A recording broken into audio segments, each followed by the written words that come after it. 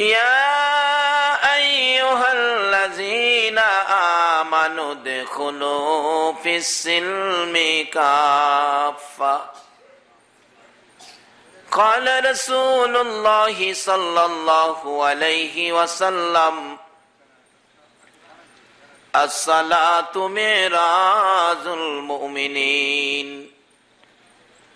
qala Allahu ta'ala fi shani habibihi sallallahu alayhi wa sallam inna Allaha wa malaikatahu yusalluna 'alan nabi ya ayyuhallazina amanu sallu alayhi wa sallimu taslima Allahumma salli ala sayyidina maulana Muhammad wa ala ali sayyidina maulana Muhammad Allahumma salli ala sayyidina maulana Muhammad wa ala ali sayyidina maulana কবে জানি ঢাকা শিবে এই বাড়ি ঘর সারিতে আপন পোশাক খুলে খুলে সাদা কাফন পরিতে আল্লাহুম্মা সাল্লি আলা সাইয়্যিদিনা মাওলানা মুহাম্মাদ ওয়া আলা আলি সাইয়্যিদিনা মাওলানা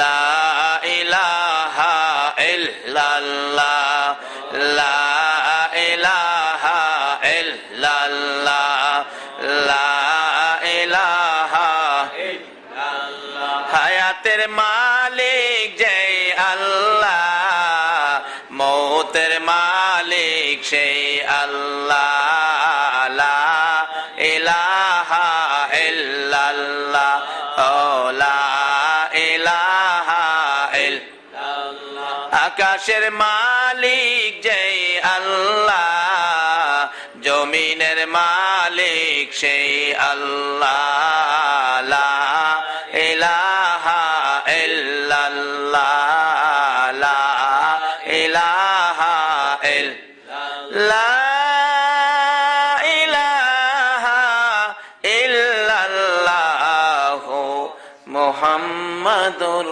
রাসূল সাল্লাল্লাহু আলাইহি ওয়াসাল্লাম। মহান আল্লাহ রাব্বুল আলামিনের দরবারে জানাই লাখো কোটি শুকরিয়া যে আল্লাহ আজকের এই গভীর রজনীতে কোরআন হাদিসের আলোচনা শোনার জন্য আল্লাহ পাক আমাদেরকে কবুল করেছেন, আসার বসার তৌফিক দিয়েছেন। কোরআনের পক্ষে আল্লাহ আল্লাহ রাসূলের পক্ষে যে আল্লাহ আমাদেরকে ধৈর্যের সহিত বসে থাকার তৌফিক দিয়েছেন, সে আল্লাহর শুকর আদায় করে সকলে একবার বলুন আলহামদুলিল্লাহ। আলহামদুলিল্লাহর আওয়াজ আরো গর্জিয়াস হতে হবে। আমরা যে নবীর উম্মত, এই নবীর উম্মতের ইতিহাস খুললে পাবেন ওমর ফারুক রাদিয়াল্লাহু তাআলা আনহু যখন মদিনার শাসক ছিলেন, মদিনায় ভূমিকম্প হচ্ছিল, মাটি নড়াচড়ি করতেছে, মানুষ ভয় ভীতি আতঙ্কের মধ্যে। ওমর বলেন, তোমরা কিসের জন্য এত ভয় এত আতঙ্কের মধ্যে? জনগণ বলতেছেন, হুজুর ভূমিকম্প, আমাদের বিপদ হয়ে যাবে। ওমর বলেন, তোমরা ভূমিকম্পকে ভয় পাও না, আমি ওমর ভূমিকম্পকে সাইজ করার ক্ষমতা রাখি। কি যে আমরার ভাগ্য, কেমন নবী যে আমরা পাইলাম। ভূমিকম্পকে সাইজ করার ক্ষমতা রাখে সে নবীর উম্মত। আমরা আজকে সেই ভাগ্যবান। ওমর ভূমিকম্পের বিরুদ্ধে ঘর থেকে লাঠি নিয়ে বাইরেছে, আঘাত করতেছে মদিনার মাটিকে। থামো, কিসের নড়াচুরি, কিসের ভূমিকম্প? আমার নবী দুনিয়ায় নাই, আজকে নবীর উম্মতের ভূমিকম্প দিয়ে কষ্ট দিবি? আমি উমর থাকতে দেব না। থেমে যাও বলছি, নড়তে পারবা না। উমরের লাঠির আঘাতে ভূমিকম্প থেমে গেল। উমর বলতেছেন, আরে মদিনার মাটি, এইভাবে যে তুই নড়াচুরিটা করলি, তোর কি লজ্জা করলো না? তুই কি জানোস না এই মাটিতে যে আমার রাসূল ঘুমিয়েছে? ওমরের চাবুকের আঘাতে মদিনার মাটি এমন ভাবে চুপ হয়েছে, খামোশ হয়েছে, কিয়ামত পর্যন্ত মদিনায় আর ভূমিকম্প হবে না। যে নবীর উম্মত ভূমিকম্প থামিয়ে দিতে পারে, এই নবীর উম্মতের আওয়াজ এত দুর্বল হইলে হবে না। ওমর যেই কালিমা পড়েছে, আমরাও ঠিক সেই কালিমা, একটুও বেশ কম নাই, একটা অক্ষরও বেশ কম নাই। বেশ কম থাকলে চরিত্রের মধ্যে আছে। ওমর এই কালিমা লইয়া জীবনে কোনোদিন ভেজাল করে নাই, আর আমরা কালিমা লইয়া ভেজাল ছাড়ি নাই। সেজন্য আমাদের আওয়াজ গর্জিয়াস হয় না। আসুন কালিমাটার ইজ্জত রাখতে যাই, অন্তত পক্ষে আমরা একটু গর্জিয়াস কণ্ঠে সকলে মিলে আবারও বলি আলহামদুলিল্লাহ। এত সুন্দর করে, এত আওয়াজ করে বলুন, আমরা কার শুকুর আদায় করেছি? এই শুকুর আদায় করুনে আল্লাহ যে কত খুশি। আল্লাহ বলতেছেন, ও ফেরেশতারা, আজকের মাহফিলে বসে যারা আমি আল্লাহর শুকুর আদায় করলো, আমি আল্লাহ তাদের জন্য 3টা পুরস্কারের বাজেট দিলাম। প্রথম পুরস্কার হলো তাদের জীবনের গুনাহগুলো আমি আল্লাহ মাফ করে দিলাম। দ্বিতীয় পুরস্কার হলো আমি আল্লাহ তাদের জন্য হেদায়েতের ফয়সালা করে দিলাম। তৃতীয় পুরস্কার হলো দুর্বল ঈমান শক্তিশালী করে দিলাম। যেই নবীর এক একজন শক্তিশালী ঈমানদারের পুরস্কার হবে 10টা পৃথিবীর সমান একটা জান্নাত। যেই মাহফিলে গেলে দুর্বল ঈমান শক্তিশালী হয়, আমি একটু দেখতে চাই আপনাদের দুর্বল ঈমান শক্তিশালী হয়েছে কিনা। নবীজির চির দুশমন আবু জাহেল, আচ্ছা বলুন তো, আবু জাহেল যদি আজকের মাহফিলে আসে, আপনারা কি ওয়াজ শুনবেন না হেরে ভিড়াইবেন? আবু জাহিল্লা বাপের বেড়া বলে আয়া দেখ, আসলে হ্যাঁ আইতো না তো, হ্যাঁ জানে যে বাঙালি দললে হেরে হুরান বাপ ডাহাইবে। আসলে প্রমাণ হলো আমরা আবু জাহেলকে ভয় পাই না। যদি আবু জাহেলকে পাইতাম, নবীর সাথে দুশ্মনী করার বিচার আমরা করে দিতাম। কত দুশ্মনী করত। একদিন সেই রাস্তার মধ্যে গর্ত করে রাখছে, আমার নবী যে রাস্তা দিয়ে চলাফেরা করে, গভীর রাত্রে গিয়ে রাস্তায় গর্ত করতে করতে এত বড় গর্ত করলেন। তার উদ্দেশ্য হলো রাত্রে, শেষ রাত্রে রাসূল পাক বাহির হবে, রাস্তা তো দেখবে না, গর্ত দেখবে না, নবীজি গর্তের মধ্যে পড়ে যাবে, আর আবু জাহেল যাইয়া আমরা নবীরে মাটি দিয়ে লাইব। এই লোহের উদ্দেশ্য। দেখি আপনাদের ঈমান তৃতীয় পুরস্কারে পৌঁছছে কিনা। আবু জাহেল সারা রাত্রে গর্ত করে শেষ রাত্রে ঘরে আইসা পড়ছে, বাতিজা এখন বাহির হয়ে গর্তে পড়বো, আর কেউ জানবে না আমি মাটি দিলামও। নবীজি গর্ত থেকে বাহির হওয়ার আগে আগেই আল্লাহ বলেন, জিবরাইল আমার বন্ধু রাস্তা দিয়ে যাবে রে, এই রাস্তার মধ্যে আবু জাহেল গর্ত করেছে, তুমি একটা কাজ করো, তুমি জিবরাইলের নূরের পাখাগুলো গর্তের উপরে বিছাইয়া দাও। বলুন, জিবরাইলকে যে নির্দেশ দিলেন, জিবরাইল আমার আল্লাহর নির্দেশগুলো মানে কিনা? সাথে সাথে নূরের পাখা বিছিয়ে দিলেন। আমার নবী তো গর্তের উপর দিয়ে যাইতেছে, নূরের পাখা। আরে কি ব্যাপার জিবরাইল, তোমার পাখার উপর হাঁটতেছি। নবী গো, যে জায়গাতে হাঁটতেছেন এখানে আবু জাহেল গর্ত করছে, আল্লাহ বলছে নূরের পাখা দিতে, আপনি পার হয়ে যান। কোন কি? জিবরাইল আমার জন্য গর্ত করলো? আবু জাহেল এত নিষ্ঠুর, আমার এত কষ্ট দেওয়ার পরেও এইভাবে আবার গর্ত করলো আমার দুঃখে কষ্টের জন্য। জিবরাইল বল, হুজুর শুধু দুঃখ কষ্ট না, আপনাকে দুনিয়া থেকে বিদায় করে দেওয়ার জন্য চক্রান্ত। দুনিয়াতে একটা কথা আছে, রাখে আল্লাহ মারে কে? মারে আল্লাহ, রাখে কে? বাঁচাইবো আল্লাহ, মারে কে? জিবরাইলের নূরের পাখা দিয়ে আমার নবী পার হয়ে গেছে। আবু জাহেল সকালবেলা গেছে, গর্তের ভিতরে তো বাতিজা ফোরছেই মাটি দিয়ে লাই, সারা রাত তো ঘুমাইছে না, এই গর্তের কিনারে যায় দেখতে চাইছিল বাতিজা ফুটছে কিনা, চাইছিল দেখতো, তার নিজেই ঘুরে ফুটছে। আসলে এটা আল্লাহর বিধান, এটা আল্লাহর আইন। কারো জন্য বিপদের চিন্তা করলে এই বিপদ আগে নিজের ঘাড়ে আইব। অথচ আজকে এই চরিত্র আমাদের ভর্তি, আমাদের বাঙালির চরিত্রে এই জিনিসটা বেশি। খালি কেমনে কার ক্ষতি করব, কার বিপদে ফেলাইবো, কার ধ্বংস করব, এই অবস্থান আমাদের মধ্যে বেশি। সেই জন্য আমার আল্লাহ এই রূপ থেকে আমাদেরকে মুক্তি দেওয়ার জন্য কোরআন শরীফে ঘোষণা দিয়েছেন, ইয়া আইয়ুহাল্লাযীনা আমানু দুখুলু ফিস-সিলমি কাফা। ও ঈমানদাররা, তোমরা পুরাপুরি ভাবে ইসলামের মধ্যে ঢুকে যাও। ইসলামের মধ্যে পুরাপুরি ঢুকতে পারলে এই জাতীয় রূপ মুসলমানদের থাকতে পারে না। একটা ইসলামের মধ্যে ঢুকে যাওয়া একটা মুসলমানের ক্ষমতা কত, একটা মুসলমানের মর্যাদা কত, একটা মুসলমানের পাওয়ার কত সামনে আসতেছে। আবু জাহেল তো ভাবছে বাতিজা পড়ছে, দেখতে চাইছি তখন নিজেই পড়ছে। এমন গভীর গর্ত, উড়ার কোনো সুযোগ পাইতেছে না। অবশেষে সকাল হয়ে গেলে রাস্তাঘাটে মানুষ বাহির হয়ে গেছে, দেখে রাস্তার মধ্যে গর্ত। বলুন, রাস্তার মধ্যে গর্ত থাকলে মানুষ গালাগালি করে না? আরে কোন জালিম রে, কোন পাষাণ রে, কোন হারামজাদা রে রাস্তার মধ্যে গর্ত করছে। বলুন, এই গালিগুলি কে খাইতেছে? আবু জাহেল। কাছে গিয়া দেখে চাচা, হাই হাই চাচা, আপনি কতক্ষণ গালাগালি কইরা অন চাচা কস? আল্লাহ কয়, যেই কাজ করছস রে আবু জাহেল, চিরজীবনই তুই গালি খাইবি। শত শত মানুষ জড়ো হয়ে গেছে। একজন বলে, মুরব্বী মানুষ, চাচারে আর কতক্ষণ গর্তের ভিতরে রাখবি? একজনের নিচের থেকে হাত বাড়ায় টান্দা উঠাস না। আমার আল্লাহ কয়, ও জিব্রাইল, যে বন্ধুর জন্য গর্ত করছে, এই বন্ধু না আসা পর্যন্ত আবু জাহেল যাতে না উঠতারে।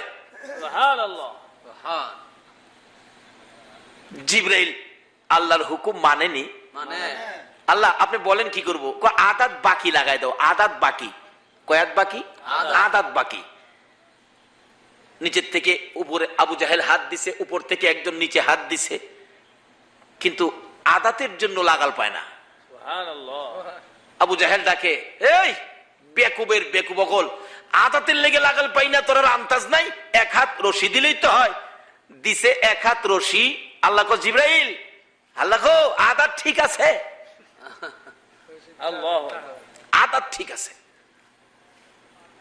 দুই হাত রশি দে, দিছে দুই হাত রশি। আল্লাহ কয়, জিব্রাইল কি খবর? আল্লাহ কো, আদাত বাকি, ঠিক আছে। 10 হাত রশি দে, অহনো আদাত বাকি। অনেক সময় দেখেন দোকানে লেখা থাকে আজ নগদ, আছে না? এরকম লেখা আছে না? আজ নগদ কাল বাকি। এক বেচারা বাচ্চা কাচ্চা নিয়ে ঘরে চাউল নাই, কষ্ট করিয়া সারাদিন কাটে, সন্ধ্যা সব বাচ্চা কাচ্চা কান্দে, দোকানে গিয়া দেখে লেহা বাকি আনতে গেছিল, আজ নগদ কাল বাকি। আজকে তো বাকি দিবে না, কালকা বলে দিব। যাক, রাত্রটা কোন রকম কাটাইয়া সকালবেলা দেখি আগেই গিয়া প্রথমে বাকিটা লইলাম। বেড়া ফজরের পর ওই সকালবেলা দোকান খুলছে, পরে গিয়া সামনে খার হয়েছে পরে দেখে সাইনবোর্ডের ফাইসাইয়া কি লেখা?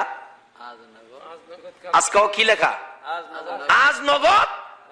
আচ্ছা, এই বাকি জীবনে নগদ হইব? দুনিয়া কিয়ামত হইব, বাহি নগদ হইতো না। আল্লাহ কয়ে দিছে, জিব্রাইল আদাত বাহি। যতক্ষণ পর্যন্ত আল্লাহর পক্ষ থেকে নগদের বাজেট না হয়, বলুন 70 গজ রশি দেওয়া হয়েছিল কিতাব লেখে, 70 গজ রশি দেওয়ার পরেও আদাত আর পুরা হয় না। নিচের থেকে আবু জাহেল ডাকে, তোরা কারা রে, আর রশি দিস না, আর আমার মাটির নিচে নিস না। সঙ্গীরা, আর রশি দিস না, আর মাটির নিচে নিস না রে। বুঝেছি আমার বাতিজা সারা, মুহাম্মদ সারা আমারে কেউ উঠাইতে পারবে না। আল্লাহ কয়, জান লেগে করছস হেলা রাম। এই চরিত্র, এই রূপ আমরা আসেনি মানুষের ক্ষতির চিন্তা, অথচ ক্ষতি করতে গিয়া যে নিজে ক্ষতি পড়ছি। অনেক সময় দেখেন স্যার দোকানে বইয়া ক, যাই না তো কোনো ভাব করি না, কেড়ে যে বিপদ ডাইলো, কয় না? কয় না? ভাব যাই না করো না, আরেকজনের ক্ষতি যে তুমি কইরা রাখছো, এই জন্য তোমার কপালে বিপদ। আবার কোন কোন সময় ভালো মানুষেরও বিপদ দেয়, আল্লাহ পরীক্ষা করে দেখি, হ্যাঁ যে আমার লাগে পাগল, একটু পরীক্ষা করে দেখি। ইব্রাহিম নবী খুব পাগল ছিলেন আমার আল্লাহ, খুব পাগল ছিলেন আমার আল্লাহ, কত পরীক্ষা করলো, অবশেষে আপন ছেলের গলায় ছুরি দিল পরীক্ষা করে, আল্লাহর পরীক্ষার ফাঁস করার জন্য। একদিন দুই ফেরেশতা বলে, প্রভু গো, আপনার ইব্রাহিম আপনার জন্য এত পাগল, আমরা আপনার ইব্রাহিমকে পরীক্ষা করতে চাই। আল্লাহ বলেন, পরীক্ষা করবি, যা।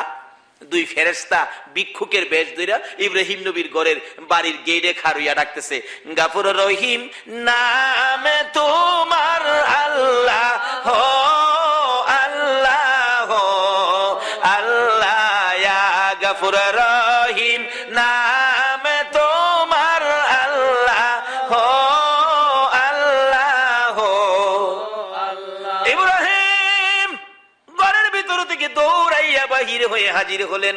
তোরা কেন রে আমার প্রভুর নামের গান গাছ? আমরা ভিক্ষুক, ভিক্ষা করতে আইছি। ও ভিক্ষুকেরা, নিষ্ঠুর ভিক্ষুকেরা রে, আয় আমার প্রভুর নামের গান আমারে আবার শোনায়া দাও। ভিক্ষুকেরা বললেন, তোমার বাড়ির সামনে বারবার তোমাকে গান শোনাবো, আমরা কি লাভ হবে? আমাদের ভিক্ষা করা দরকার।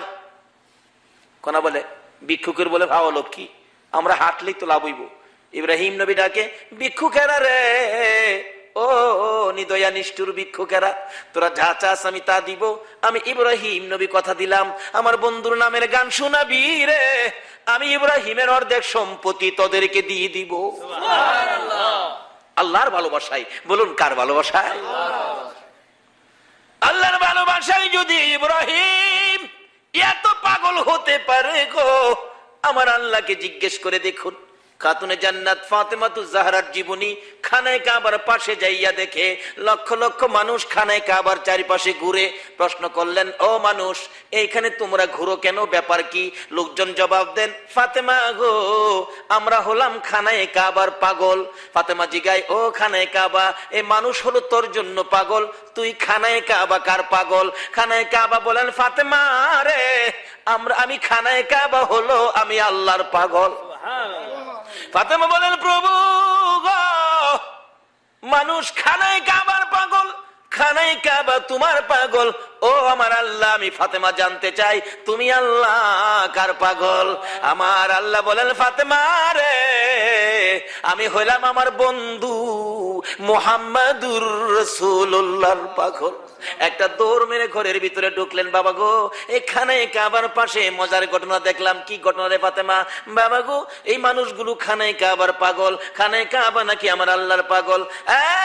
বাবা, আমার আল্লাহকে জিজ্ঞেস করলে আমার আল্লাহ জবাব দেয়, আল্লাহ বলে তুমি মুহাম্মাদুর রাসূলুল্লাহর পাগল, তুমি নবীর পাগল। বাবা গো, আমি ফাতেমা জানতে চাই তুমি নবী কার পাগল?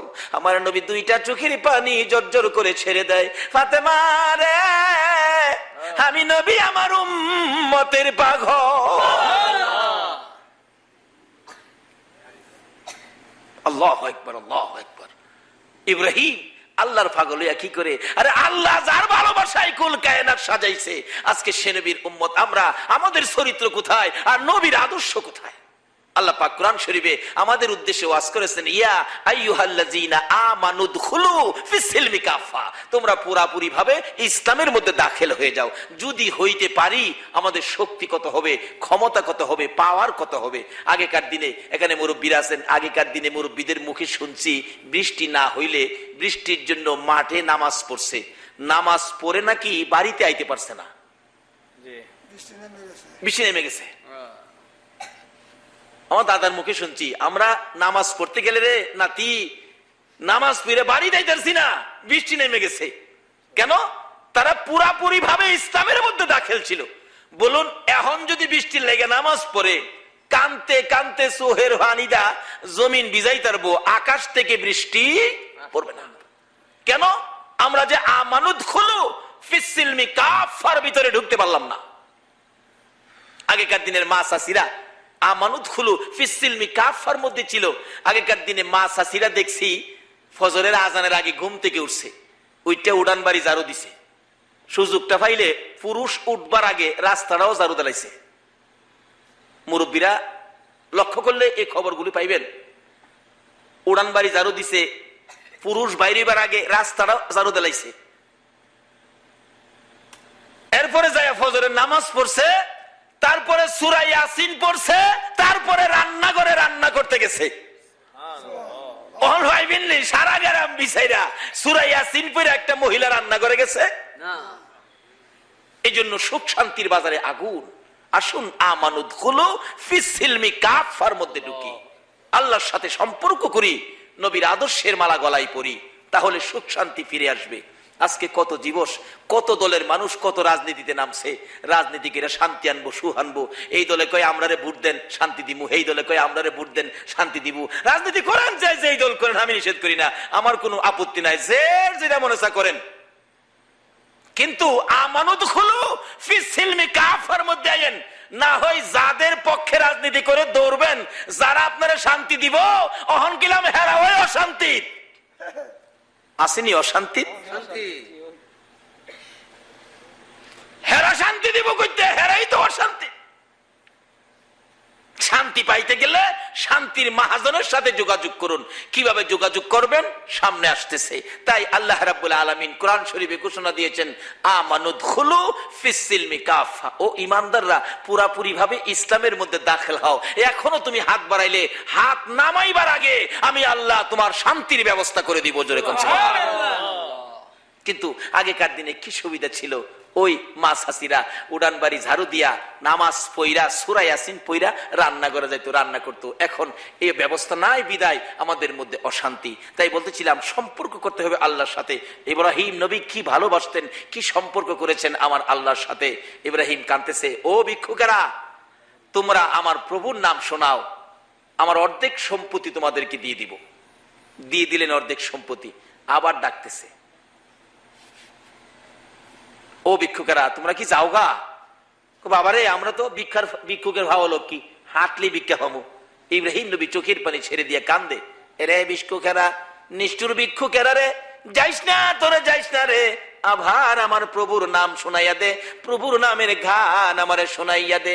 ভিক্ষুকেরা বলেন, ও ইব্রাহিম নবী এবার গান শোনাইলে তুমি আমরারে কি দিবা?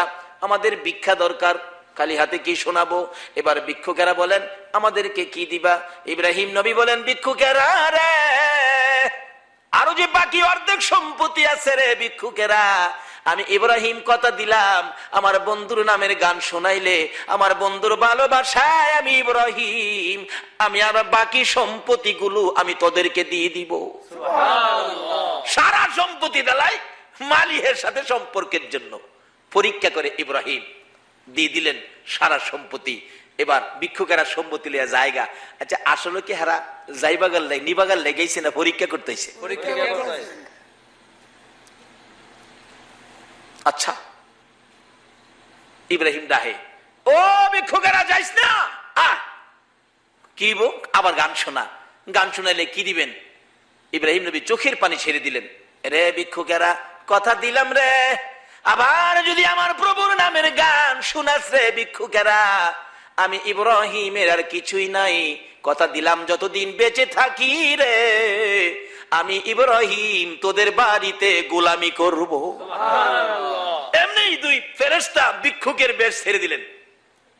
ভিক্ষুকের বেশ ছেড়ে দিয়া আসলে কি হেরা নিবার লেগেছে? আমরা দেশের ভিক্ষুকের নিবার লেগে দেখবেন ভিক্ষাও করে, আবার সুযোগ পেলে চুরিও করে না? কিন্তু এই ভিক্ষুক আর এই ভিক্ষুক এক ভিক্ষুক না।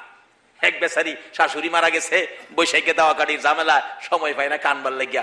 আশপুরুষী মহিলারা কয়, এ বউটা কি মন গো, হরিটা মরল, একটু কাইন্দা দেখলো না। মানুষ খালি সমালোচনা করে। মানে এই বেচারি এক ভিক্ষুক ধরছে, ভিক্ষুক বেডি গ্রামে গ্রামে আড়ে ভিক্ষা করে, জোয়ান বেডি দেখে ধরছে, বোন গো উই না যা, আমার দুঃখের কথা কেউ শুনতেই না, কি সে আমার হরিটা মরছে, আমার কামের ঝামেলা, কানবার সময় পাই না, মানছে আমার সমালোচনা করে। এই বেডি সারাদিন আমার হরির লেগে কানবে, আমি তোরে ফুসাইয়া দেন। আচ্ছা কোন তো যে বেডির হরি মরছে, এই বেডি হরির মায়ায় কানবো, হরি আমার মায়া করছে, জিয়ের মতো দেখছে, মায়ার মতো দেখছে, আমার না লইয়া খাইছে না, আমি গোসল না করলে বইয়ে রয়েছে গোসল ভাত খাইয়া গিয়া গোসল করবে, এরকম মায়া করতে হরি আমারে, তখন এই মায়া হরি লেগে বউ কানবো। মানে হে ভিক্ষুক বেডি কানবো কি কইয়া? বেডি তো মালের লুবে বইয়া কান্দে, মা গো মা দেওই নাকি না ওই দে, মাঘো মা আল্লাহ ওই দে না হিজ না ওই দে, মাঘো মা দান ওই দে না সাইল ওই দে। দান দিলে তো ঠগা, এবার তো দানও সাইল নাই। মাঘো মা দান ওই দে না সাইল ওই দে, কম ওই দে না বেশি ওই দে। এই বিরে কি গো, কি গস বোন গো, দুঃখে কান্দি। আচ্ছা এই বেটির দুঃখ আর এই বেটির দুঃখ এক দুঃখ হইব? আমরা দেশের ভিক্ষুক আর ফেরেশতা ভিক্ষুক এক বেশের ভিক্ষুক হইব? ওই ফেরেশতারা কয়, ইব্রাহিম আমরা দুনিয়ার স্বার্থপর ভিক্ষুক নয় রে, আমরা হলাম আল্লাহর ফেরেশতা। আল্লাহু আকবার। আমরা এসেছিলাম, আমার আল্লাহ তোমাকে ভালোবাসে, তুমি আমার আল্লাহকে ভালোবাসো, তোমাদের ভালোবাসা পরীক্ষা করার জন্য আমি ইব্রাহিমের কাছে এসেছিলাম। আমরা দুইজন ফেরেশতা, ভিক্ষুক নয়, লও তোমাদের সম্পদ, ও ইব্রাহিম তোমার সম্পদ তোমারে দিয়ে গেলাম। আজকে ইব্রাহিমকে এত পরীক্ষা, ইব্রাহিম নবীকে পরীক্ষা তো ফাঁস করলেন, কিন্তু এত পরীক্ষাই তো আমরা পড়ি না। একটু পরীক্ষা করলেই তো মাশাআল্লাহ আমরা ডাইলিয়ে যাইগা। বলতেছিলাম আমরা আমানুদ খুলু ফিসিলমি কাফার মধ্যে যদি ঢুকতে পারি আমাদের পাওয়ার বাড়বে, দাম বাড়বে। আমার নবী কি শিক্ষা দিয়ে গেলেন? আমানুদ খুলু ফিসিলমি কাফার মধ্যে ঢুকতে গেলে এই রূপ আমাদের মধ্যে থাকতে পারবে না। কারো ক্ষতি করা, কারো বিপদে ফালানোর চিন্তা করা, এটা থাকতে পারবে না। আমার নবীর আদর্শ কি ছিলেন? আবু জাহেল গর্ত করছে, নবীরে মাইরে লাইতো, নবী তো পার হয়ে গেছে, অহন গর্তের ভিতরে হইরা আছে কে? আবু জাহেল। 70 গজ মাটির নিচে, কিতাব লেখে 70 গজ মাটির নিচে থেকে ডাকতেছে, তোরা কারা রে? আর রশি দিস না, আর মাটির নিচে নিস না। আমার বাতিজা কই? বাতিজা সারা উঠাইতে পারবি না। একজন দৌড়াই গিয়ে খবর দিছে, নবী গো, ও নবী আপনার চাচা 70 গজ মাটির নিচে, বলুন আমরার লগে যদি এমন দুশ্মনী কেউ থাহে আর 70 গজ মাটির নিচে খবরটা পাই, হ্যাঁ খালি ইঙ্গিতে কই দিত না, আরে দুইটা চাহা খালি না শেষ হয়ে যাক। আরে দয়াল নবী প্রেমের ছবি আর আসবে না জগতে, আমার দয়াল নবী প্রেমের ছবি আর আসবে না হাসর দিনে উম্মত বিনে, হাসর দিনে উম্মত বিনে যাবে না নবীজি বেহেশতে। দয়াল নবী প্রেমের ছবি আর আসবে না জগতে, আমার দয়াল নবী প্রেমের ছবি আর আসবে না। 63 সাল জিন্দিগি কাছে বলে উম্মতি, 63 সাল জিন্দিগি কাছে বলে উম্মতি, এখনো কান্দে শুয়ে মদিনাতে নবী, এখনো কান্দে শুয়ে মদিনাতে। দয়াল নবী প্রেমের ছবি আর আসবে না জগতে, আমার দয়াল নবী প্রেমের ছবি আর আসবে না। আমার নবী কত দয়ার নবী, মায়ার নবী, এত দুশ্মনী করার পরেও নবী তার দুশ্মনী করতে আসে না। একজনে দুশ্মনী করছে, নবীর আদর্শ হলো আমি তার ক্ষতি করব না, একজনে ক্ষতি করুক আমি ক্ষতি করব না।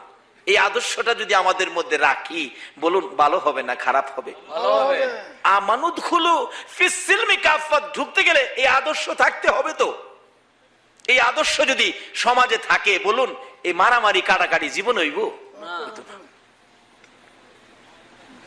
আমার নবী কি আদর্শ! ছোটকালে আমরা বইয়ের মধ্যে পড়ছি এক দুষ্ট বুড়ির কাহিনী। এই দুষ্ট বুড়ির কাহিনী পড়ছেন এমন মানুষ আছেন না? এই দুষ্ট বুড়ি কি করত? নবী যে রাস্তা দিয়া যাইতো এই রাস্তার মধ্যে কাটা দিয়ে রাখতো, আর এই কাটা নবীজির পায়ের মধ্যে লাগলে নবী কষ্ট পাইতেন, ব্যথা পাইতেন, আর বুড়ি জানি কি করতেন? খিল খিল করে হাসতেন। হায় রে নিষ্ঠুর বুড়ি, যে নবীর উসিলাই কুল কায়নাত, এই নবীরে কষ্ট দিয়া তুই হাসস। আমরা ভাইলে কি কন এই বুড়ি রে কে ছেলে বাচ্চা গেলে খালি। কিন্তু নবী কি শিখাইলেন? একদিন দেহে রাস্তাত কাটা নাই, আমরা তো খুশি হইলাম, হইলে নবীজি আফসোস করতেছে নাই রে বুড়ি না আমার কষ্ট দিত, আজ গাদি বুড়ি নাই, নিশ্চয়ই বুড়ির মনে কোনো অসুখ হয়েছে।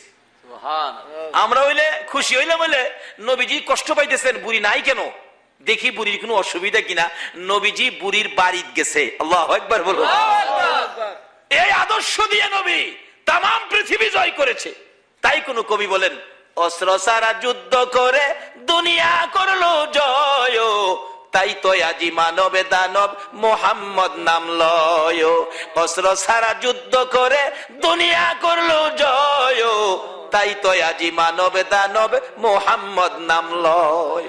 হাতিয়ার দিয়ে নয়, পারমাণবিক বোমা দিয়ে নয়, মেশিন গান দিয়ে নয়, জঙ্গি হইয়া নয়, আদর্শ দিয়ে, প্রেম ভালোবাসা মহব্বত দিয়ে আমার নবী সমস্ত পৃথিবী জয় করেছে। এই আদর্শ আমাদের মধ্যে ফিরে আসে, আল্লাহ আমাদের ডাক শুনবে, আল্লাহ আমাদেরকে শান্তির ফাইসালা দিবে। বলতেছিলাম এই আদর্শে কিভাবে আমরা ফিরে আসতে পারি। আসুন সামনে বাড়ি, আপনাদের কষ্ট হইতেছে না তো? আর আধা ঘন্টা সময় ইনশাল্লাহ, আসুন আমরা আগে বাড়ি। এই তো আল্লাহ রাব্বুল আলামিন তার বন্ধুকে দেখতেছে, বুড়ির বাড়িতে গিয়ে ঢুকছে, যায়া দেহে বুড়ি অসুস্থ শুয়ে আছেন। নবীরে দেখে যারে কষ্ট দিত হেলাইছে, কন্ত বুড়ির কলিজা চিপা মারছে না, ওহন আমারে মাইরে লাইব, ওহন আমারে কি মাইরে লাইব।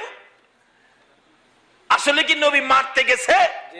নবী দেখে, কি ব্যাপার বুড়ি, তুমি এখানে অসুস্থ হয়ে গেছো, রাস্তায় গেলে না, কি ব্যাপার, তোমার কি অসুবিধা বলো, আমি নবী তোমার কি খেদমত করতে পারি। সুবহানাল্লাহ। এরকম আদর্শ যদি আজকে মুসলমানদের মধ্যে ফিরে আসতো, এখনো বিশ্বের বাজারে মুসলমান বিজয়ের পতাকা উড়াইতো। আসুন আমানুত খুলু ফিসিলমি কাফার মধ্যে ঢুকি। আমার নবীর কানে যখন খবর পৌঁছলো আবু জাহেল 70 গজ মাটির নিচে, কয় গজ? 140 হাত, 70 গজ মাটির নিচে গিয়া দেখছেন না তো, মাঝে মাঝে কয় ফেসো ফালাই তাহলে তোমার 70 গজ মাটির নিচে নিমু, কয় না কথাটা? এই কথাটা আইসে করতে আবু জাহেল লই দিয়া গেছে, হেরে ভাইলে জুতাটা বাইরাম ধরার, হেই কামটা করে গেছে।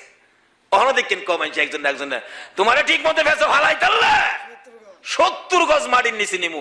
আচ্ছা কন্ত 70 গজ মাটির নিচে তুমি যে হেরে নিবা, তোমারও তো লগে 69 গজ যাওন লাগবো, 69 গজ না গিয়া হেরে 70 গজ নিবো কেমনে, এই চিন্তাটা আর করে না। হযরত নূহ আলাইহিস সালাম দোয়া করছেন, আল্লাহ আল্লাহ গো সমস্ত পৃথিবী ধ্বংস করে দাও, পানি দা সব শেষ করে দাও। আল্লাহ গো পানি দা শেষ করলে তুই থাকবি কই? শিয়ালে বলে দোয়া করে, শিয়ালে রাস্তার দিনের বেলা শিয়াল বাইরিলে কাকে দেখবেন কাকা করে, কাকে শিয়াল দেখলেই কাকে কাকা করে, তখন শিয়ালে দোয়া করে, আল্লাহ গাছের আগাতা পানি যাইতো দেখতাম কাওয়া কইব। আচ্ছা কন্ত গাছের আগাতা পানি যাইতো কাওয়া কইব, হ্যাঁ যে দোয়াটা করলো, গাছের আগাতা পানি গেলে হ্যাঁ কই থাকবো? আমরাও কিন্তু হেই যাইতে ওই একজনকে বিপদে ফালাইতাম যাই, বিপদে ফালাইতে গেলে যে আমিও বিপদে পড়বো এই চিন্তাটা করি না।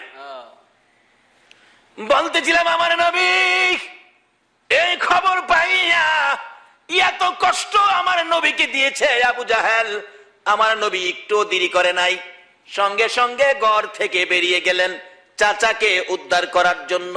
অথচ আমার নবীকে আবু জাহেল কত কষ্ট দিয়েছে। মা খাদিজা বলেন, আমার নবী একদিন রাত্র 12:30টার দিকে আমার নবী হুজরাত থেকে বেরিয়ে যায়, খাদিজা রে মক্কার যুবকেরা আমারে কষ্ট দেয়, আজকে কোন যুবকেরা রে নবীর মায়ায় বসে আছো? রে যুবক, আমার নবী বলতেছেন, রে খাদিজা আমার মা নাই বাবা নাই বলে মক্কার যুবকেরা আমাকে কষ্ট দেয়। খাদিজা রে, আমি আমার চাচা আবু জাহেলকে, মক্কার সর্দার আবু জাহেলকে বুঝাইয়া দেখি আমি নবীর পক্ষে নিয়ে আসতে পারি, কালিমাটা নিয়ে পড়াইতে পারি। মা খাদিজা বলেন, আল্লাহর বন্ধু গো, আবু জাহেলের মেজাজ ভালো না, কথা শুনবে না। আমার নবী বলেন, নিরিবিলি গভীর রাত্রে কাকুতি মিনতি করে বুঝাবো। আমার নবী রাত্রে 12:30টার দিকে আবু জাহেলের ঘরের দরজার পাশে দাঁড়াইয়া ডাকতেছে, চাচা চাচা গো, ও চাচা দরজা খুলো। আবু জাহেল দরজা খুলে দেখে একটা পূর্ণিমার চাঁদ উদয় হইয়া রইছে। আরে ভাতিজা, এত রাত্রে আমার ঘরের দরজায় চাচা চাচা কইয়া ডাকলা? ভাতিজা, ভাতিজা রে, সত্য কথা বলতে গেলে বলতে হয়, তোমার চাচা বলে ডাকটা শোনা পরে আমি এত শান্তি পাইছি রে ভাতিজা। এত সুন্দর করে মক্কা নগরে আমারে কেউ চাচা কইয়া ডাকতে পারে না। বাবা মোহাম্মদ, এই রাত্রে কেন আমাকে ডাকলা? কি অসুবিধা, কি কষ্ট, কি দুঃখ, কেন আমাকে ডাকলা? মনের কথাগুলো আমার কাছে বলো। আমার নবী দুইটা চোখের পানি জর্জর করে ছেড়ে দেন। চাচা চাচা গো, আমার মা নাই, আমার বাবা নাই, মক্কার যুবকেরা আমারে কষ্ট দেয়, রাস্তায় কাটা দেয়, আমারে গালি দেয়, ধাক্কা দেয়। চাচা তুমি যদি আমার পক্ষে আসো, কালিমার মালা গলায় পরো। ও চাচা, তুমি যদি আমানুদ খুলু ফিসিলমির মধ্যে ঢুকে যাও, আমার মন বলে তুমি আমার পাশে থাকলে মক্কার লোকেরা আমাকে আর কষ্ট দিবে না। আবু জাহেল বলেন, এত বড় সাহস ভাতিজা তোমার, আমাকে তোমার দলে নিবা, তাহলে তো আমার নেতৃত্ব থাকবে না। ভাতিজা, এত সাহস তোমার, দ্বারাও আমি আসতেছি। ঘরের ভিতরে যাইয়া গো, আঙ্গুলের মতো চিকন একটা লাল চাবুক বাহির করে হাতটা পিছনে নিয়ে আমার নবীর সামনে দাঁড়াইয়া প্রশ্ন করে, ভাতিজা রে, কি বলেছিলা বলো? আমার নবী দুইটা চোখের পানি জর্জর করে ছেড়ে ছেড়ে কান্দে। চাচা গো, আমার মা নাই, আমার বাবা নাই, মক্কার যুবকেরা আমারে কষ্ট দেয়, কালিমা লইয়া বাহির হলে তুমি যদি কালিমাটা পড়ে আমার সঙ্গী হও, মন বলে তারা আমাকে আর গালি দিবে না, কষ্ট দিবে না। নিষ্ঠুর পাষাণ আবু জাহেল এই কথা বলার সঙ্গে সঙ্গে পিছন থেকে চাবুকটা বাহির করে, যেই নবীর চেহারায় জীবনে কোনোদিন মশা মাছি বসে না, যে নবীর চেহারায় জীবনে কোনোদিন খাজলি পাসরা হয় না, বসন্ত হয় না, ওই নবীর নুরানি চেহারায়, পূর্ণিমার চাঁদের মতো চেহারায় আবু জাহেল সাত সাত করে আঘাত শুরু করে দিল। কিতাব লেখে এক একটা আঘাতে নবীর চামড়া ফাইটা রক্ত মোবারক বাহির হতে থাকে। চাপা দিয়ে ধরে নবী কান্দে, চাচা গো, আমার মা নাই গো, বাবা নাই গো, এইভাবে আমার মাইরো না, তোমার কি মায়া লাগে না? বাম দিকে আঘাত করলে বাম দিকে চাপাইয়া ধরে এইভাবে মারতে মারতে নবীকে মরুভূমির বালুর মধ্যে শোয়াইয়া ফেলেছে। নবী এতিমের মতো দুইটা চোখ বাহির করে কান্দে, চাচা আর কত মারবা গো, আমি উঠতে পারি না। আবু জাহেল বলেন, ভাতিজা বলো, জীবনে কোনো দিন আমার কাছে আসবা কিনা? আমার আল্লাহ বলেন, বন্ধু, যেই কালিমাটা লইয়া আমানুদখুলু ফিসসিলমি কাফার মধ্যে ঢুকাইতে যাইয়া এত মার খাইলা গো বন্ধু, একবারও আমার কাছে বিচার দিলা না। ও বন্ধু, কথা দিলাম যে এই কালিমা লইয়া রক্তে লাল লাল হয়েছে গো বন্ধু, এই কালিমাটা লইয়া যারা যদি তোমার উম্মতেরা যদি আমি আল্লাহর কথা মানে, তোমার কথা মতো চলে, এই কালিমা লইয়া যদি এই জমিনের মধ্যে ভালো রাস্তায় চলে, ভালো পথে চলে যাও, আমি কথা দিলাম এই রক্ত মাখা কালিমাটার বিনিময় আমি আল্লাহ 10টা পৃথিবীর সমান একটা জান্নাত আমি দান করে দিব। এত কষ্ট দিলেন যে আবু জাহেল, এই আবু জাহেল 70 গজ মাটির নিচে আমার নবী খবর পায়া দৌড়াই আইতেছে, সাসারে উড়াইতো, দরজার কিনারে খাড়িছে। কি আদর্শ, কি শিক্ষা! ডাকতেছে, সাসা সাসা গো। নবীজির শব্দ পাইছে 70 গজ মাটির নিচ থেকে, ভাতিজা ভাতিজা আইসো বাবা, ও চাচা আমারে উড়াও। নবী জিগায়, চাচা এই গর্তটা কার লেগে করছো? অনকে আর মিশা কথা কইয়া ভারে, বাবা তোমার লেগে করছিলাম। নবী কান্দে, চাচা গো কেমনে তুমি এত নাদান হইলা, এত নিষ্ঠুর হইলা? আমার লেগে যখন করছো, ওহান আমি তোমারে উড়াইতাম না, উড়ামু কালিমাটা ফললে। আবু জাহেলকে, বাজান আগে উড়াও, মাটির অবস্থা ভালো না, 70 গজ নিচে তো। সুবিধা না বিপদ দেখা যায়, আগে আমার উড়াও তারপরে কালিমাটা ফরমু। আচ্ছা আপনাদের ধারণা কি আসলে কি হ্যাঁ ফরবো? এত কপাল পুরা, ভাগ্য তো ভালো না। হাফসি বেলাল এই কালিমা পরে আমানত হলো ফিসসিলমি কাফার মধ্যে ঢুকে গেল। কিন্তু আবু জাহেল এত বড় জ্ঞানী হইয়া পারলো না, মূর্খের বাপ লকব পেয়ে গেল। আবু জাহেল কয় বাবা আমার আগে উঠাও। নবীজি নিচের দিকে হাত বাড়াইলেন, আবু জাহেল উপরের দিকে হাত বাড়াইলেন। আমার আল্লাহ কয় রে জিবরাইল আমার বন্ধু এসে গেছে, আর বাকি থাকতে পারে না। হাতের সাথে হাত মিলে গেছে। আল্লাহু আকবার বলুন। আমার নবী একটা টান দিয়ে উপরে উঠাইয়া জিজ্ঞেস করেন চাচা গো, ও চাচা কালিমাটা পড়ো। আবু জাহেল বলেন বাতিজা রে, এত বড় জাদুগির তুমি আগে জানি না। নাউজুবিল্লাহ বলুন। আমার নবী কি জাদুগির?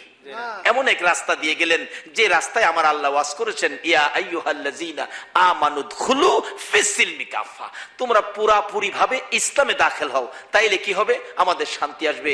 আমরা যা বলি আমার আল্লাহ শুনবেন, আমরা যা ডাকি আমার আল্লাহ শুনবেন। আগেকার দিনে নামাজ পড়লে বৃষ্টি সাথে সাথে আসতো। বলুন এখন নামাজ পড়া বৃষ্টি আনার ক্ষমতা কারো আছে? আগেকার দিনে জ্বর তাপ হইলে মসজিদের ইমাম সাহেবের কাছে গেছে, শুনছি মুরব্বীদের মুখে বাঁশের সুঙ্গার মধ্যে ফু দিয়া দিছে, বাঁশের সুঙ্গাত ফু দিয়া দিছে, এইটা মুখ বন্ধকিরা গরনিয়া ছাইরা দিলে জ্বর ভালো হয়ে গেছে। বাঁশ আছে, সুঙ্গা আছে, হুজুরও আছে, জ্বরও আছে, কিন্তু বালা হয় না। কেন? এই মানুষটা নাই, যে মানুষটা আমানুদখুলু ফিসসিলমি কাফা। নামাজ আছে, নামাজের ফল নাই। নামাজ আছে, ইবাদত আছে, রোজা আছে, টুপি আছে, দাড়ি আছে, পাঞ্জাবি আছে, কিন্তু ইবাদতের কোনো বিনিময় নাই। অনেকে নামাজ পড়ে ঘরে, যদি নামাজ পড়া মজা হয় না তো কেন? আমানুদখুলু ফিসসিলমি কাফার মধ্যে ঢুকতে পারে নাই। আগেকার দিনে কারো গাছের একটা ফল যদি কোনো ফুলাফানে ফাইরা আনছে, মা দেখেন দুইটা থাপ্পড় মারছে, কার কাছে আনছোস? জানতে আনছোস? হ্যাঁ নদিয়া। আচ্ছা বলুন তো অহনে কি এই চরিত্রের মাছ আসি আছেও?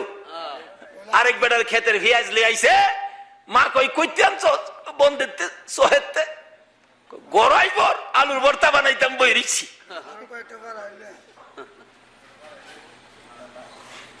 রাসূল বলছে একটা নলা খাবার যদি কারো পেটে হারামের থাকে 40 দিন পর্যন্ত একটা সেজদাও কবুল হবে না। সুবহানাল্লাহ। আরেক বেটার ক্ষেত্রে ভিয়াইজ দা আলুর ভর্তা খাইয়া নামাজ পড়তো, যা নামাজ পড়ছে ঠিক কিন্তু কবুল হয় না। এই জন্য ডাকলে আমার আল্লাহ ডাক শুনে না। অথচ একটা মহিলার জীবনী, বাবারে ডাকো ডাকো, কিন্তু আমানুদখুলু ফিসসিলমি কাফার মধ্যে গিয়ে ডাকো, ডাক দিতে দেরি আমার আল্লাহ কবুল করতে দেরি করবে না। তার বাস্তবের মধ্যে আসুন। কিন্তু মহিলাদের নামাজ আমাদের নামাজ, মহিলাদের ইবাদত আমাদের ইবাদত। আসলে মহিলাদের মধ্যে আমানুদখুলু ফিসসিলমি কাফার মধ্যে ঢুকতে গেলে আরেকটা কাজ বাকি আছে, যে মহিলারা স্বামীর সাথে বাড়াবাড়ি করে, স্বামীর কথা মতো চলে না, স্বামীর খেদমত করে না। এই মহিলারা আমানুদখুলু ফিসসিলমি কাফা ঢুকেও আল্লাহর জান্নাতে যাইতে পারবে না।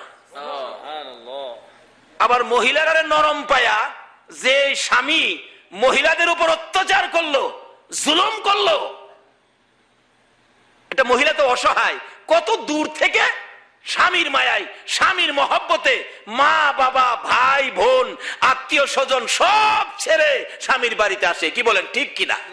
নাকি বংশ লয়ে শুধু স্বামীর মায়ায়? রাসূল বলছেন এই মহিলাটা অসহায়, তুমি যদি তার খুঁটিনাটি অপরাধ মাফ করে দিতে পারো, একটা কবুল হজের সওয়াব তোমার আমল নামায় দেওয়া হবে। এলাকা আবার মহিলারাও সুযোগ পাইয়া স্বামীর গারো দিল না। তোমাকেও স্বামীকে শ্রদ্ধা করতে হবে, স্বামীর খেদমতের চিন্তা করতে হবে, স্বামী কিভাবে খুশি হবে এই তালে থাকতে হবে। কারণ হাসরের দিন আল্লাহ পাক বিচার করবেন, স্বামীর সাক্ষী দিবেন স্ত্রী, স্ত্রীর সাক্ষী দিবেন স্বামী। কোন স্ত্রী যদি বলে আমার স্বামী খুব ভালো ছিল, আল্লাহর কারো কাছে কিছু জিগাবে না, ফেরেশতাদের কাছেও জিগাবে না, আমার আল্লাহ স্বামীকে মাফ করে দিবে। কোন স্বামী যদি বলে আমার স্ত্রী ভালো ছিল, আল্লাহ ফেরেশতাদের রিপোর্ট নিবে না, স্বামী বলেছে স্ত্রী ভালো ছিল, আমার আল্লাহ মাফ করে দিবে।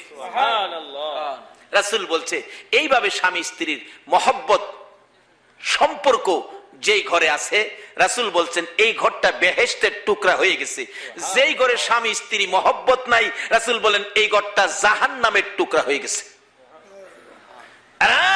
মা বোনেরা, নবীর মেয়ে খাতুনে জান্নাত ফাতেমা তু জাহরার জীবনী খুলুন। ফাতেমার ঘরে আগুন জ্বলে না, চুলায় আগুন জ্বলে না। হযরতে আলী রাদিয়াল্লাহু তাআলা আনহু রোজগারের জন্য, মুখে খাবার দেওয়ার জন্য রোজগারের তালাশে ঘুরে আলী, রোজগার মিলে না। সন্ধ্যার দিকে বাড়িতে আসতেছে, মনটা বড় কষ্ট, মনটা বড় দুঃখ। বাড়িতে আসবে আলী, বাড়িতে আয়েশা শুনে হাসাইন হুসাইন দুই ভাই মার কাছে বিরক্ত করতেছে, মা গো না খাই আর কতক্ষণ থাকবো গো মা, আর কতক্ষণ না খাইয়া থাকবো। মা বলেন সন্তানেরা রে, খালি আমার এই দাস মারে খালি বিরক্ত করবে, তোরা কি তোদের বাবার কাছে যাইতে পারস না? এই কথা কি মা বলতে পারে না? খালি আমারই দেহ, তোর বাবার কাছে যাস না, আমি কি করব, ঘরে তো খাবার নাই। এমনি সময় হযরতে আলী রাদিয়াল্লাহু তাআলা আনহু ঘরের ভিতরে ঢুকতেছিল। যখন ফাতেমা বললেন বাবার কাছে যাও, আলী মনটা কথা ব্যথা পাইয়া, মনে কষ্ট লইয়া ঘরের ভিতরে আর ঢুকলেন না।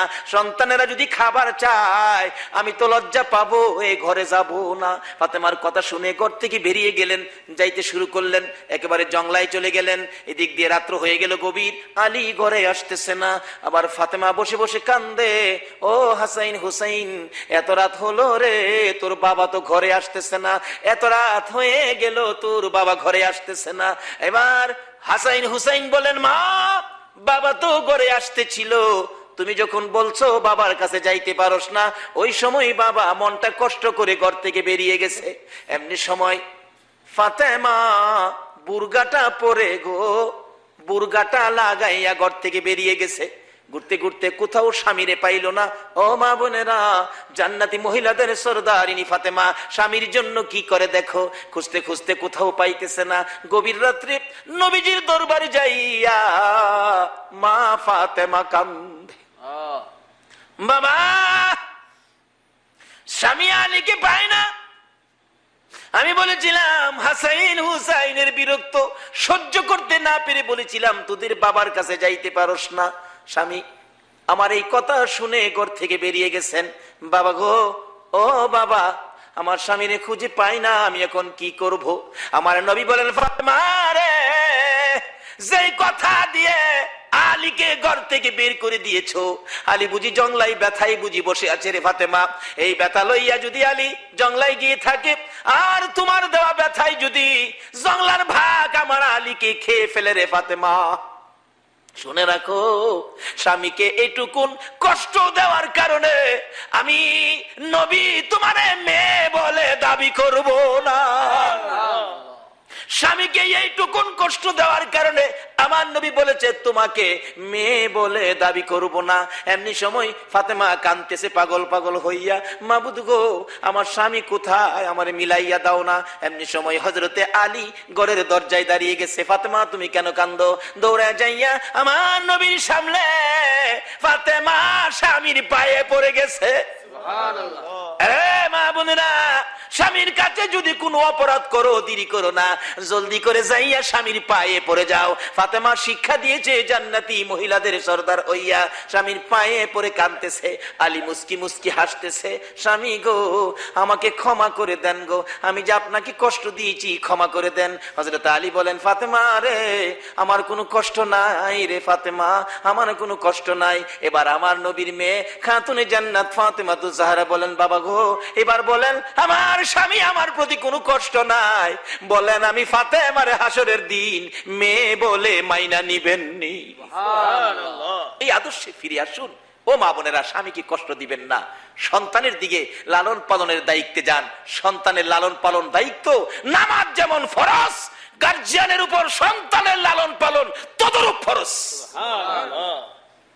একটা অসহায় একটা বাচ্চাকে লালন পালন করেন, আল্লাহ যে কত খুশি হয়। বাচ্চারা তো অসহায়, সে তো বুঝে না ভালো মন্দ। তাই এদিকে আসুন এবং বাচ্চার কাজে থাকেন, স্বামীর খেদমতে থাকেন, মই মুরব্বীদের খেদমতে থাকেন। আর খালি মহিলারাই করবে, স্বামীর দায়িত্ব নাই, এরকম না। রাসূল বলছে তুমি বাজারে কিছু খাইলে তোমার বিবির জন্য নাও, তুমি 2 টাকার বাদাম খাইলে 1 টাকার বাদাম তুমি বাড়িতে নাও, তাহলে এ ঘরে মহব্বত থাকবে। তুমি মিষ্টি আদাশের খাইলে বিবির জন্য 1 পোয়া নাও। এখন তো আমাদের চরিত্রে এটা নাই, নিজেরা খাইতে রাজি, বিবির লেগে নিতে রাজি না। যদি বিবি কোনোদিন কয় একদিন আমার লাগে 1 কেজি মিষ্টি আনছে, আরো দমক মারে, অত শখ হয়েছে কেরে মিষ্টি খাইবার লাগিয়া, উচিত জিনিসই আনতারি না। ধমক না দিয়ে 1 কেজি না পারো 2টা মিষ্টি বিবির হাতে দাও। যদি এই মিষ্টি আনাতে তোমার বিবি খুশি হয়, তাইলে ঘরে শান্তি মহব্বত পয়দা হবে, এই ঘরে রহমত বরকতের ভান্ডার আমার আল্লাহ খুলে দিবে। সুবহানাল্লাহ। কাজী স্বামীও স্ত্রীকে মহব্বত করবে, স্ত্রী স্বামীকে মহব্বত করবে। নবীর কথা মতো এই ভালোবাসায় ফিরে আসুন, তাইলে আপনি নামাজ পড়ে আমানুদখুলু ফিস সিলমি কাফার মধ্যে ঢুকতে পারবেন। বাবারা ভাইয়েরা, আসুন এই আলোচনা কিয়ামত পর্যন্ত করলেও শেষ করা যাবে না। আমরা একটা আলোচনায় থাকবো, আমানুদখুলু ফিসমি কাফায় ঢুকবো। যে কাজ করলে পুরাপুরি ইসলামে থাকা যায় আমরা সেই কাজ করব, মহিলারাও করবে, সেই অনুরোধ আমরা মহিলাদেরকে করব। তাই আসুন আজকের এই মাহফিলে আমরা দোয়া করি আল্লাহ যেন আমাদেরকে রাসূল পাকের দেখানো রাস্তায়, আল্লাহ পাকের খুশির রাস্তায় চলার তৌফিক আমাদেরকে দান করেন। সেজন্য আমরা দোয়ায় শরীক হব, সকলে দোয়ায় শরীক হন। আল্লাহুম্মা আমিন। রব্বানা যালামনা আনফুসানা ওয়া ইল্লাম তাগফির লানা ওয়া তারহামনা লানাকুনান্না মিনাল খাসিরিন। রাব্বিরহামহুমা কামা রাব্বায়ানি সগীরা। রব্বুল আলামিন, মাবুদ, জান্নাতের বাগানে বসে গো জান্নাতি মেহমান নিয়ে হাত বাড়াইলাম। মাবুদ রে, জানি না জীবনে কতদিন হাত বাড়াইতে পারবো, কবে জানি মৌতের চিঠি দিয়ে আজরাইল পাঠাইয়া দাও, কবে জানি এই বাড়িঘর ছেড়ে গো, এই আরামের বিছানা ছেড়ে সাদা কাফন গায়ে দিয়ে অন্ধকার কবরে মাটির বিছানায় শুয়ে যাই গো আল্লাহ। ওই দিন আসার আগে আমরা যারা হাত বাড়াইছি আমাদের তামাম জিন্দিগির গুনাহগুলো ক্ষমা করে দাও। মাবুদ, জীবনের গুনাহ ক্ষমার আসার দরখাস্তের পর আর একটা দরখাস্ত করি, তুমি কিন্তু রাগ হইও না। মাবুদ রে, আমরা যারা হাত বাড়াইছি গো আল্লাহ, আমি তো জানি না আমাদের মধ্যে কে জানি কিসের অভাবী, কার মনে জানি কি আগুন জ্বলে রে আল্লাহ, কার মনে জানি আগুন নাই রে, কার মনে জানি আগুন বাবা নাই রে, বাবা নাই। যে বাবা সন্তানের মায়াই গো কত পরিশ্রম করেছে, মাথার গাম পাতাই ফালাইয়া রোজগার করে সন্তানের খাওয়াইছে, সারাদিন পরিশ্রম করেও যদি বাড়িতে আইসা দেখছে সন্তান কান্দে, বাবা দৌড়াইয়া যাইয়া সন্তান কুলে উঠাইছে। এই বাবার কুলে কত পসরা পায়খানা ও সন্তান করছে গো। ওই মা কই, যেই মা জীবনে বাচ্চার পসরা পায়খানা মেতরিনী হইয়া পরিষ্কার করেছে, অন্য মহিলারা দেখলে নাকে কাপড় দিত, মা জীবনে কোনোদিন নাকে কাপড় দেয় নাই। তারপরেও সন্তান কোথাও যদি যাইতো, যতক্ষণ পর্যন্ত সন্তান বাড়িতে না আসছে সারা দেশের মানুষের ঘরের দরজা বন্ধ হইছে গো, মা দরদি দরজা বন্ধ করে নাই। মা সন্তানের ব্যথায় দরজাটা খুলে রে বিনাইয়া বিনাইয়া কাঁদছে। এই মা বাবা যার কবরে গো আল্লাহ, এই মুহূর্তে ওই সকল মা বাবার কবর গুলো জান্নাতের বাগান বানাইয়া দাও। ইয়া আল্লাহ, মা বাবা যারা দুনিয়াতে আছে হায়াত বাড়িয়ে দাও। মা বাবা কেমন জিনিস বুঝার তৌফিক ছেলে মেয়েদেরকে দান করে দাও। ইয়া আল্লাহ, দাদা দাদি নানা নানি শ্বশুর শাশুড়ি আলিয়া উলাদ বংশধর মই মুরব্বী পাড়া প্রতিবেশী খানদানবাসী মহব্বতী যারা কবরে গো, সকলের কবর জান্নাতের বাগান বানিয়ে দাও। মাবুদ রে, শেষ মুহূর্তে তোমার কাছে দরখাস্ত করি, মাবুদ কতজনে মা মা ডাকে রে আল্লাহ, আমি তো আজকে 5-6 বছর পার হয়ে গেল গো, মা কইয়া ডাকতে পারি না। মাবুদ, আমার মাকে তুমি মাফ করে দাও গো আল্লাহ। আল্লাহ, আমার বাবা বাবা জীবিত, আমার বাবার নেক হায়াত বাড়াইয়া দাও। এইভাবে মা বাবা যারা দুনিয়াতে আছে সবাইকে হায়াত বাড়াইয়া মা বাবা কেমন জিনিস বুঝার তৌফিক ছেলে মেয়েদেরকে দান করে দাও গো আল্লাহ। মাবুদ রে, এই পর্যন্ত যারা কষ্ট করেছে সকলকে মাহফিলের বরকত নসিব করে দাও। এই পর্যন্ত যারা কষ্ট করেছে ইয়া আল্লাহ, এই মাহফিলের উসিলায় সকলকে শান্তির ফায়সালা করে দাও। ইয়া আল্লাহ, সবাইকে দুনিয়া ও আখিরাতের ভালাই দান করে দাও। এই মাহফিলের উসিলায় কাল কিয়ামতে আমাদের সকলকে নবীর গুদারায় উঠাইয়া ফুলসিরাতের ফুল পার করে দিও গো আল্লাহ। মাবুদ, মাবুদ রে, এই মাহফিলের উসিলাই আমাদের সকলকে দয়ার নবীর স্বপ্নের দিদার দেখাইয়া দিও গো আল্লাহ। আমাদের মধ্যে যারা নামাজি নামাজ কবুল করে নাও, যারা নামাজ পড়ে না নামাজের বুঝ দান করে দাও। ইয়া আল্লাহ, যারা বিমারি বিমার সেবা করে দাও। ইয়া আল্লাহ, যারা ব্যবসা করে ব্যবসায়ী বরকত দাও, যারা চাকরি করে পদোন্নতি দান করে দাও। মাবুদ, মাবুদ রে, যেই পথে চলিলে তুমি তোমার বন্ধু রাজি খুশি থাকো ওই পথে চলার তৌফিক দান করে দাও গো আল্লাহ। ইয়া আল্লাহ, মা বোনদেরকে রাবিয়া বস্তির মতো বানিয়ে দাও। কাল কিয়ামতে খাতুনে জান্নাত ফাতেমাতুজ জাহরার সাথে হাসর নসিব করে দিও গো আল্লাহ। যতগুলো দরখাস্ত করলাম মাহফিলের উসিলাই সবগুলো তুমি কবুল আর মঞ্জুর করো গো আল্লাহ। ওয়া সাল্লাল্লাহু তাআলা আলা খায়রি খালকিহি মুহাম্মাদিন ওয়া আলা আলিহি ওয়া আসহাবিহি আজমাইন বিহাক্কি লা ইলাহা ইল্লাল্লাহু মুহাম্মাদুর রাসূলুল্লাহ সাল্লাল্লাহু আলাইহি ওয়াসাল্লাম। আসসালামু আলাইকুম।